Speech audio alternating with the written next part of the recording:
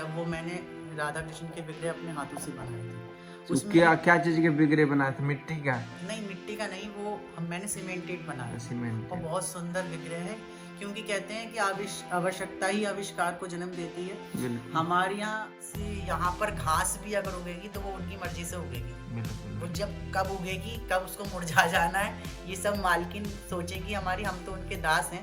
और जब तक वो रखेंगी, मैं अपनी इच्छा से तो जब तक तो रहूंगा, और अगर उनकी इच्छा हुई कि वापस रामपुर जा को एक प्रभु जी से और मिलाऊंगा, जो कि बरसाना में कई साल से, मतलब कई साल से क्या, मतलब 2 साल से रह रहे हैं, और किस तरह से उनको उन पर राधा रानी की कृपा हुई और किस तरह से आज यहाँ तक पहुँचे, बरसाना में वास मिला किस प्रकार। तो आइए हम उन्हीं प्रभु जी से जानेंगे। और आप सभी भक्त लोग प्लीज़ वीडियो को लास्ट तक जरूर देखिएगा, ताकि आप सभी भक्तों को अच्छे से समझ में आ सके कि बरसाना में कैसे कैसे श्री राधा रानी की कृपा होती है। तो फिर चलते हैं। हरे कृष्णा। मेरे को तो खैर थोड़ा पहले बताए थे, मैं सोच रहा था आपको अपने लोगों से थोड़ा मिलाऊं, तो आप अपने बारे में थोड़ा बताइए कि मतलब किस तरह से बरसाना में आपको इतने लंबे समय के लिए बास मिलेगी, हमेशा के लिए थोड़ा। इसमें सबसे ज्यादा जो कृपा है वो श्री जी के नाम की है, जी। और संतों का, और मेरे गुरु जी हैं उनका भी ये कहना है कि नाम में ही भगवान बैठे हैं। जी। और नाम की महिमा तो जितनी भी बखान की जाए उतनी कम है। एक नाम की महिमा से ही हमारे दिल में एक तड़प पैदा होती है भगवान से मिलने की। बिल्कुल बिल्कुल। तो वो जो नाम है, जब नाम की निष्ठा हमारी बढ़ जाती है, तो श्री जी तो अत्यंत दयालु है, वो तो अकारण ही कृपा करने वाली है। जी। और मेरी तो बचपन से ही ये इच्छा थी कि मैं ब्रज में रहूं, चाहे मुझे बरसाना में वास मिल जाए, चाहे वृंदावन में मिल जाए, चाहे गोकुल जी में मिल जाए। पर हाँ, ये कहूँगा कि ज़्यादातर जो मेरी दिल की जो जुड़ाव था वो श्री जी के चरणों से ही था। सन 2005 की बात है, मैं एक दिन ऐसे ही अपने यहाँ बैठा था। कौन सी जगह से प्रभु जी? मैं हूँ रामपुर से, मुरादाबाद यूपी से आगे रामपुर है। मैं रामपुर में रहता हूँ। वहाँ पर एक श्री जी का मंदिर मैंने बनाया, जिसकी सेवा 17-18 साल से मैं कर रहा हूँ।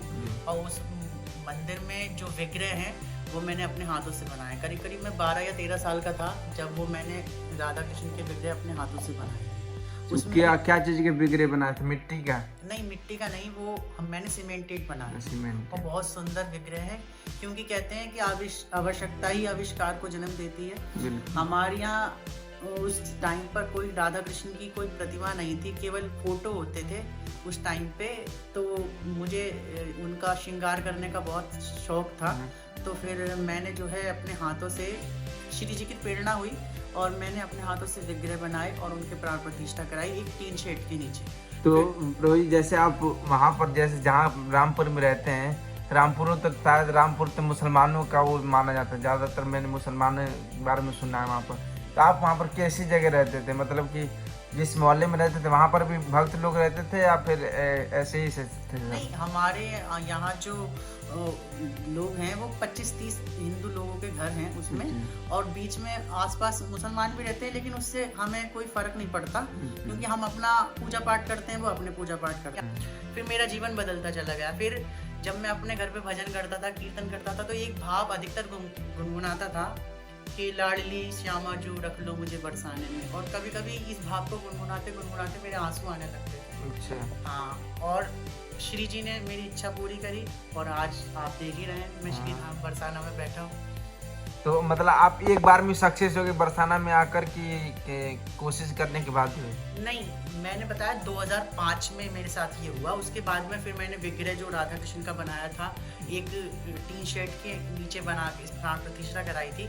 उसके बाद में फिर मैंने मेहनत करी, हरि नाम संकीर्तन घर घर जाके निःशुल्क करा। मेरे साथ कुछ बच्चे, कुछ मोहल्ले के लोग जुड़े, और उन्होंने फिर, हम लोगों ने कीर्तन 101 कीर्तन करे निःशुल्क घर घर जाकर रामपुर में। और उससे जो हमने कलेक्शन करा, उससे हमने मंदिर का लिंटर विंटर डलवाया, टाइल्स लगवाई, इन्वर्टर बैटरा ये सब जो भी होता है वो सब करवाया।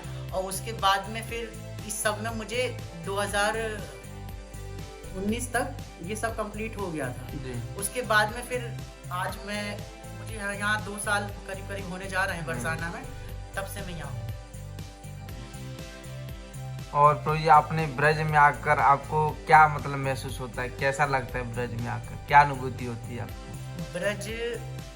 ब्रज तो ये अपने आप में ही अनुभूतियों का भंडार है। हाँ। इसकी अनुभूति बताई ही नहीं जा सकती, क्योंकि इतनी कदम कदम पर अनुभूति होती है, कदम कदम पर यहाँ रस है, कदम कदम पर राधा नाम के जपने वाले संत हैं, भक्त हैं, और यहाँ की तो महिमा शास्त्रों में ब्रह्मा नहीं कह सकते। तो मैं क्या यहाँ की महिमा का बखान करूँ।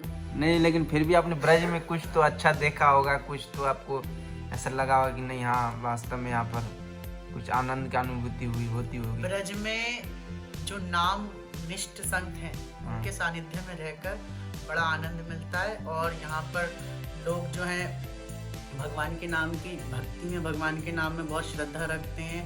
पीली पोखर है और प्रेम सरोवर है और आपका प्रिया कुंड है, और उसके अलावा आप मान मंदिर चले जाइए, मोर कुटी चले जाइए। सुबह को श्री जी की परिक्रमा लगा के मंगला के दर्शन करने जिस समय आप जाते हैं, तो मंगला के जब हम दर्शन करने जाते हैं तो कैसे वहाँ पे ब्रजवासी लोग श्री जी को जगाने के लिए क्या सुंदर सुंदर भजन गाते हैं। उसको देख के जो अनुभूति होती है, ऐसा लगता है कि वाकई में श्री जी सिंहासन पर बैठकर हमारे भजन सुन रही हैं। तो एक अजब ही अलग ही आनंद है जिसकी अनुभूति की जा सकती है पर बताई नहीं जा सकती। बिल्कुल सही बात। तो सोचे बरसाना से जाने के लिए कि बरसाना में ही हमेशा रहना है। भाई सारी इच्छाओं की पूर्ति करने वाली तो अटारी पे बैठी हैं। जब तक इस यहाँ पर घास भी अगर उगेगी तो वो उनकी मर्जी से उगेगी। वो जब कब उगेगी, कब उसको मुरझा जाना है, ये सब मालकिन सोचेंगी हमारी, हम तो उनके दास हैं। और जब तक वो रखेंगी, मैं अपनी इच्छा से तो जब तक तो रहूंगा। और अगर उनकी इच्छा हुई कि वापस रामपुर जाके मंदिर की सेवा दोबारा शुरू करनी है, तो मैं वैसे जाता हूँ श्रृंगार करने के लिए उनका। वहाँ के बारे में आपने बताया था, वहाँ पर भी मतलब हमेशा प्रोग्राम में जाते रहते हैं। हाँ, मैं वहाँ के प्रोग्रामों में जाता रहता हूँ और बीच बीच में हमारे मंदिर के आपने दर्शन किए होंगे। और ये सब जो देख सकते हैं आप लोग, डेकोरेट किया है। ये जो आप देख रहे हैं ना, ये पता है किस चीज का है? ये पत्थर नहीं है, ये मतलब हाथ से ही बना है। वो होता है ना, क्या बोलते हैं, थर्माकोल। ये थर्माकोल से बना है, देख सकते हैं किस तरह से डिजाइनिंग है। कहते ना भाव आ जाता है ना, तो कुछ भी अपने आप सब राधा रानी करने लगती हैं। ये देख सकते हैं, ये सब प्रभु जी ने डेकोरेट किया। पहले सब कुछ भी नहीं था, ये फूल और ये सब फोटो वोटो, और ये मंदिर भी नहीं था पहले। ये अभी प्रभु जी ने अपने हाथों से बहुत सुंदर डेकोरेट किया, हमें तो बहुत अच्छा लगा। और ये देख सकते हैं आप लोग, ये मैंने वृंदावन के सारे ठाकुर जी के फोटो यहाँ लगा रखे हैं। जो लोग बरसाना आते हैं उनको यहाँ पर ठाकुर जी के दर्शन मिल जाते हैं। ये इस्कॉन के हैं, प्रेम मंदिर के हैं, ये भी प्रेम मंदिर के।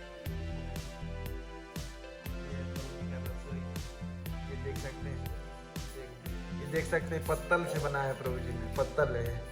डेकोरेट कितने अच्छे से किया, श्री राधा लिखकर। और ये प्रभु जी का किचन देख सकते हैं, ऐसे पढ़ा है।